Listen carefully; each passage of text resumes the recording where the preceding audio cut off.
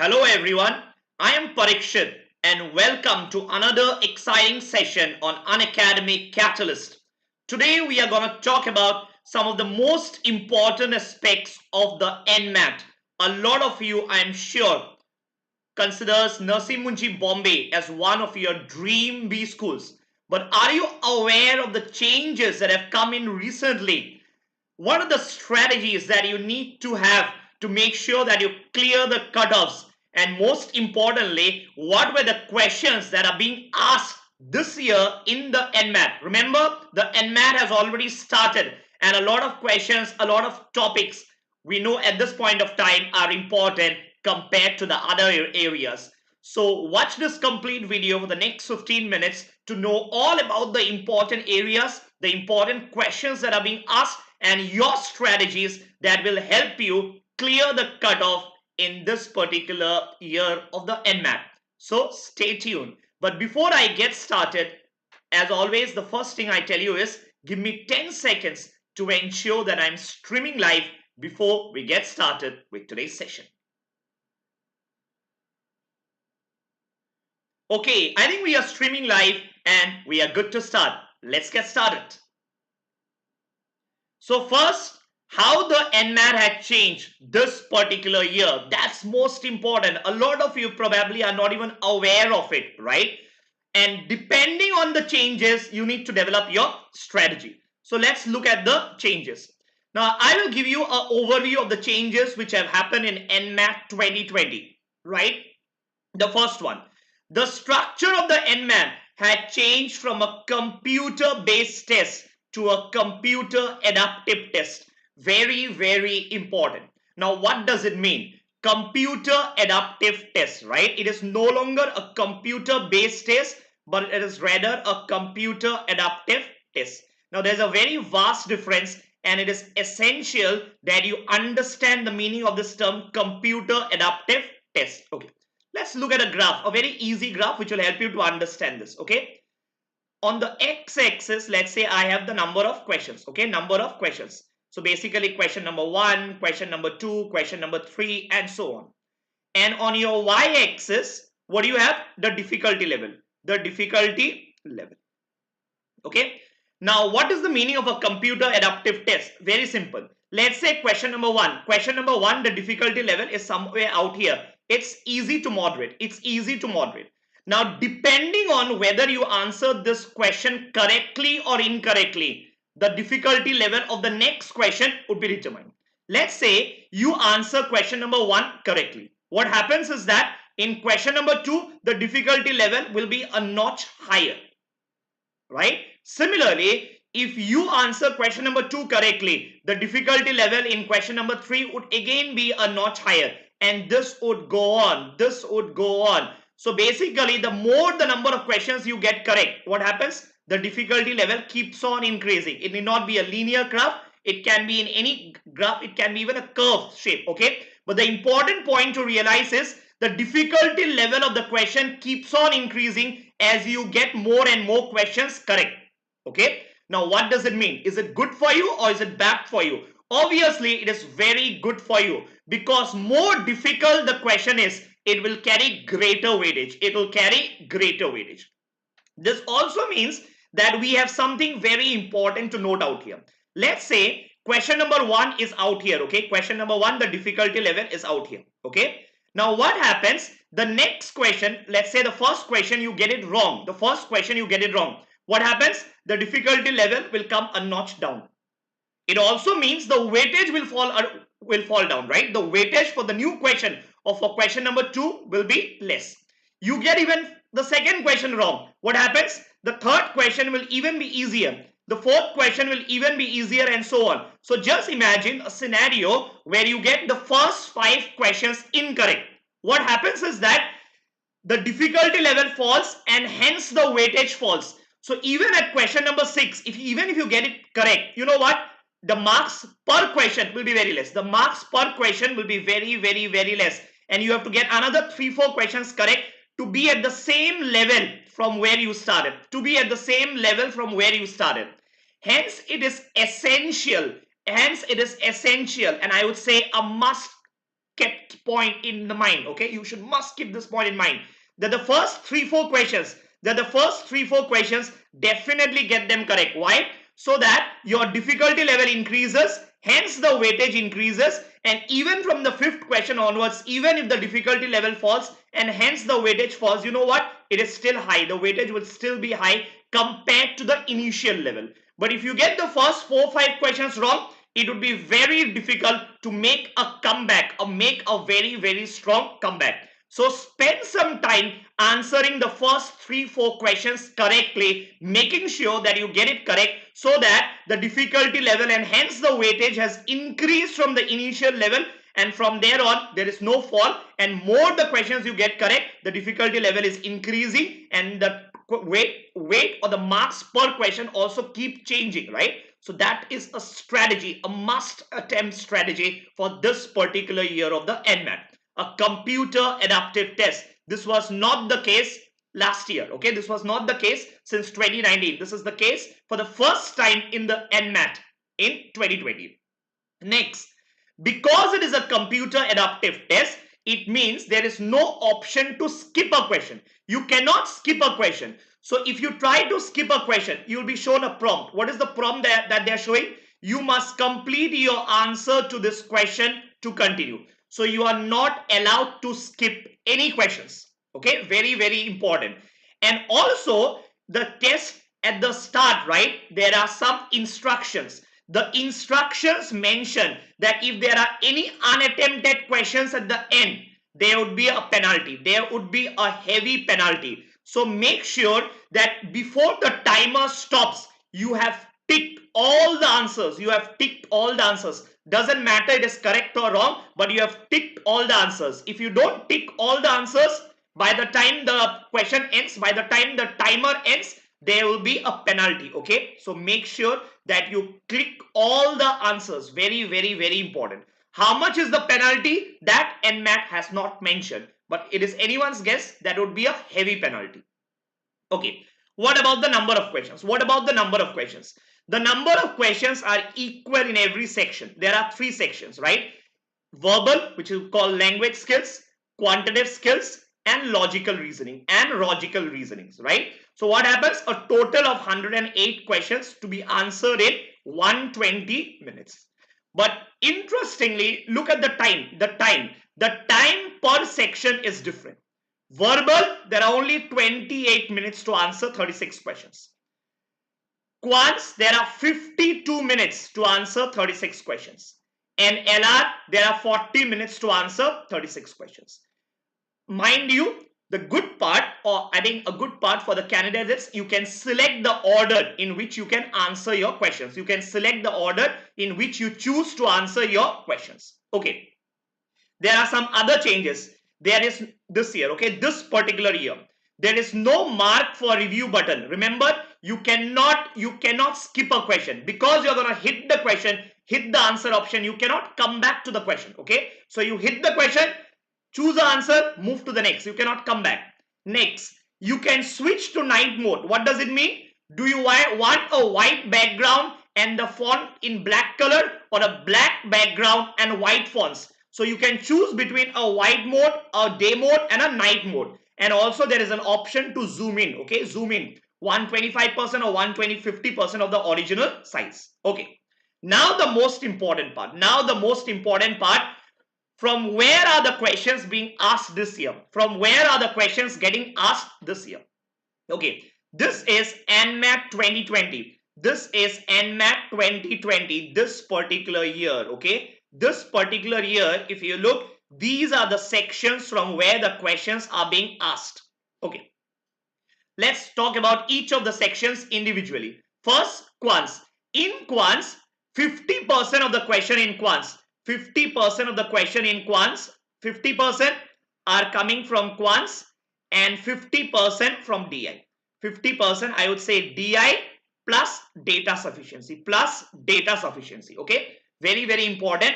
And if you are looking at the left hand side, please realize that this year they have not asked, I would not say they are not asking till now, till date. Remember, the NMAT has already started. They are not asking questions from algebra and geometry.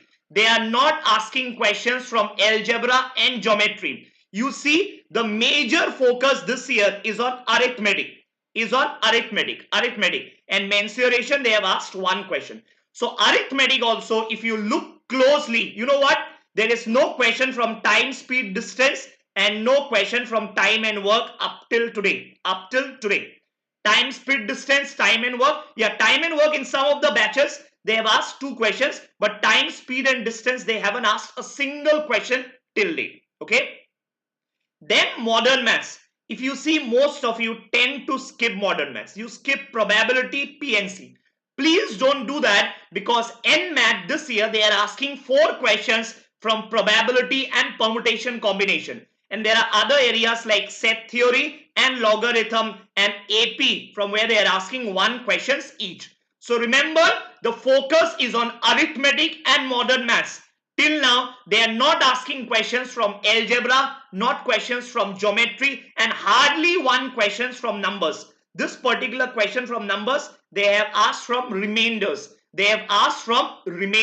So I'm sure that you are making a note of it, so that accordingly you can prepare. Next.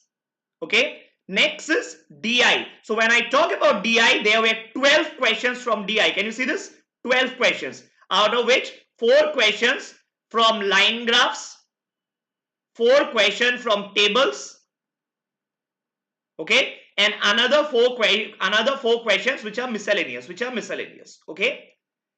And then data sufficiency, they are asking 5 questions. Data sufficiency, they have asked how many questions till now? 5 questions from DS. What is data sufficiency? I hope you all know how to do it. Remember, you need to determine where the data given in the question is sufficient to answer, right? You don't have to find out the exact answer. You just have to determine if the data is sufficient to answer the question. Remember, last few years we have seen the NMAT data sufficiency generally is from number system. But this year, data sufficiency is from mixed topics.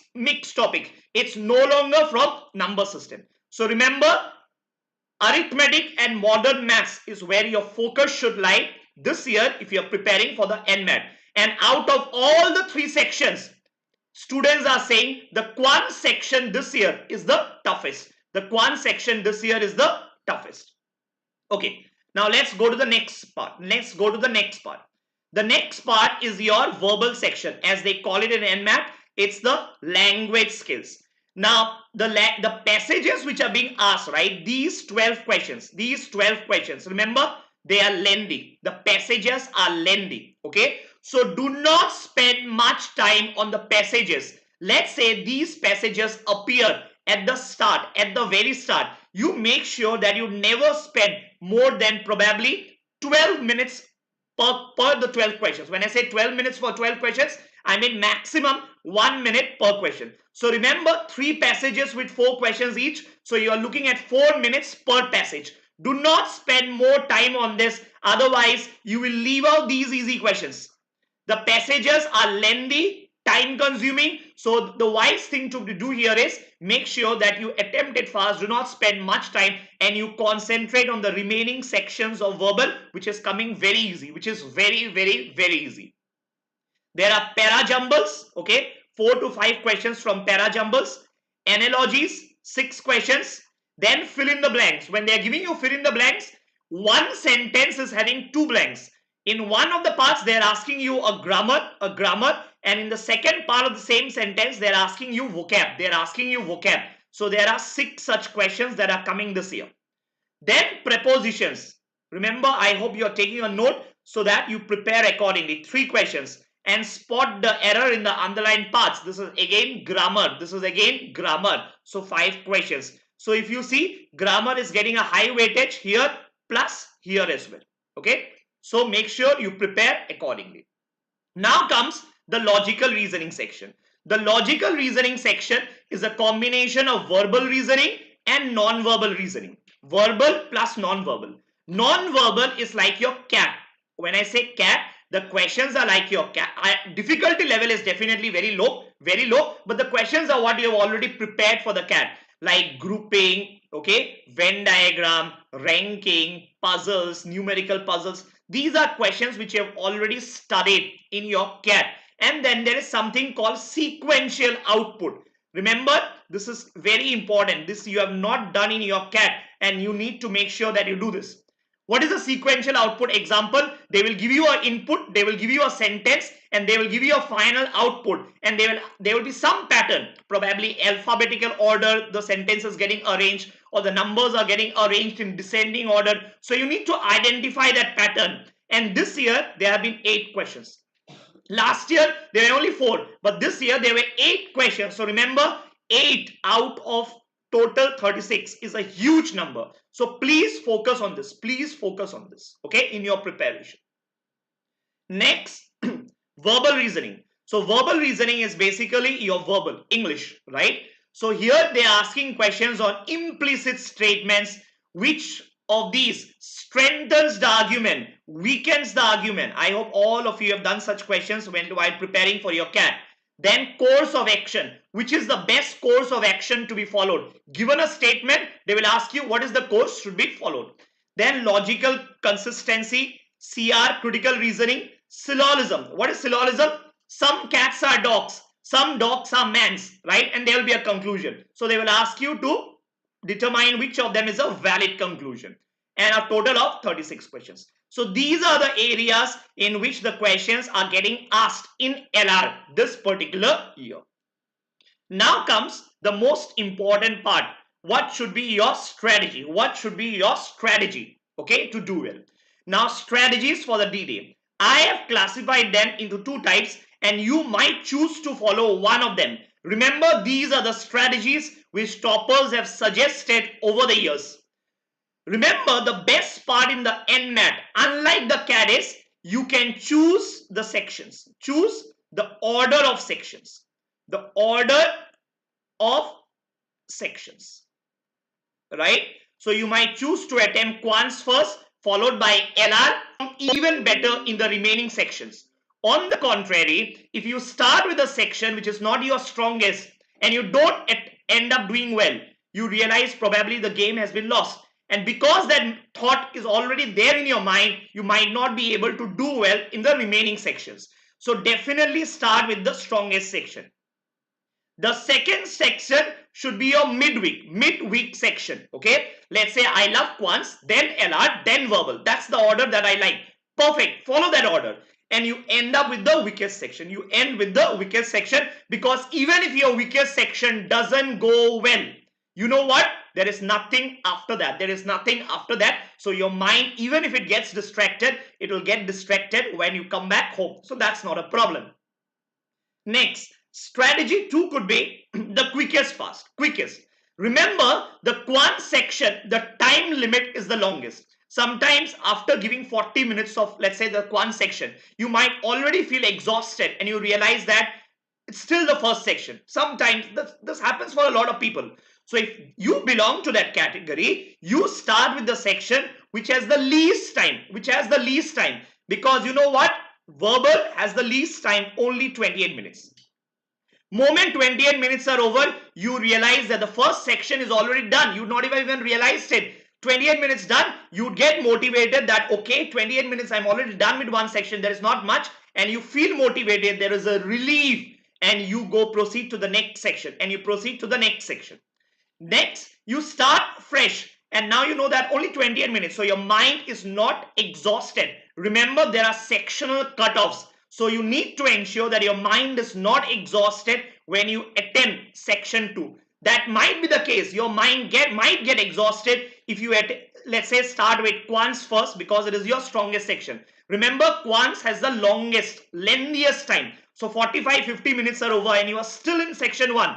It might be a case where your mind is already exhausted. So you ensure that you start with the section which is the shortest. Remember, LR needs patience, okay? Hence, the suggestion is to keep in between. So it should be the second section that you attend. And quants, remember, the lengthiest section, more formulas, the lengthiest. Remember, questions is the same, but that requires more of your time, because you'll have to have a pen or paper and actually start writing down. Probably in verbal, you don't have to do that. You see a syllogism question, you see probably a a grammar question, you either know it or you don't know it. So there's nothing much to write, right? With a pen and a paper. But here, there's a lot of rough work that needs to be done, and hence quants can be at the very end. So depending on which strategy you feel would work for you, follow that particular strategy. But I would suggest before giving the actual exam, right, give at least 2 mocks, give at least 2 NMAT mocks. In one mock, follow strategy 1, and in the second mock, follow strategy 2, right? And then you would be able to make a more informed decision which is the strategy that you should follow. Remember, you can attempt the NMAT 3 times. 3 times. Your marks will be available 48 hours post the day you give the exam. Let's say I give the exam today, within 2 days your marks are available, and because your marks are available, if it is 215, 230 plus, you know it's a good score. You might or might not attempt it the next time. But if your score is less than 210, 25, you know what, you might want to attempt it again. So you have to rebook it, pay the money, rebook it, and definitely the next time make sure that you get better marks. Okay, I think that's it for today. I think I have answered almost everything regarding the NMAT. Make sure that you follow the strategies, follow the important topics that we just talked about. And remember, it is a computer adaptive test. Computer adaptive, hence it is very, very essential that you get the first few questions correct. Okay, so all the best. I hope you will do well. And in case you have liked this video, if this has been helpful for you, please make sure that you hit the like button. That motivates people like me to make more and more videos. So till the next time, till tomorrow morning 10:30 a.m. when I come out with the next video of mine, it's a goodbye. Stay safe, keep preparing, and I'm sure you'll do well. Goodbye.